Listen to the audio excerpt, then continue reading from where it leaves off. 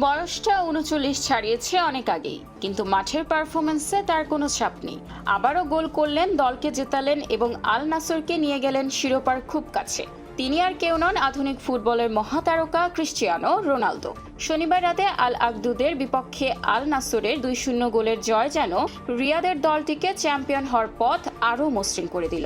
ম্যাচের শুরু থেকেই আক্রমণাত্মক ছিল আল নাসর। ১৫ মিনিটে নওয়াফ বুওয়াসলের পাস থেকে ঠান্ডা মাথার ফিনিশিংয়ে দলকে লিড এনে দেন CR7। চলতি মৌসুমে লিগে এটি তার ২৪তম গোল। প্রথমার্ধে ব্যবধান আরও বাড়তে পারত, তবে হ্যান্ডবলের কারণে বাতিল হয় সিমাকানের গোল। বিরতির পর ব্যবধান দ্বিগুণ করেন জোয়ান ফেলিক্স।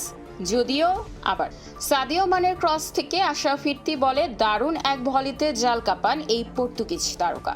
এই জয়ের মাধ্যমে লিগে টানা ১৪ ম্যাচ জয়ের নতুন ক্লাব রেকর্ড গড়ল আল নাসর। ২৮ ম্যাচে ৭৩ পয়েন্ট নিয়ে টেবিলের শীর্ষস্থান আরও মজবুত করল তারা। চিরপ্রতিদ্বন্দ্বী আল হিলালের চেয়ে এখন ৫ পয়েন্টে এগিয়ে রিয়াদের ক্লাবটি। হাতে আছে মাত্র ৬টি ম্যাচ। রোনালদোর সামনে এখন শুধু সৌদি লীগ জয়ই নয়, বরং ক্যারিয়ারের ১০০০ গোলের মাইলফলক ছোঁয়ার চ্যালেঞ্জ। বর্তমানে তার গোল সংখ্যা দাঁড়িয়েছে ৯৬৯-এ। সামনেই অপেক্ষা করছে আল হিলাল ও আল আহলির মতো কঠিন প্রতিপক্ষ। তবে রোনালদোর বর্তমান ফর্ম আর দলের আত্মবিশ্বাস ধরে রাখতে পারলে সৌদি আরবে নিজের প্রথম লীগ শিরোপা উঁচিয়ে ধরা এখন কেবল সময়ের ব্যাপার। খোলা কাগজ, ঢাকা।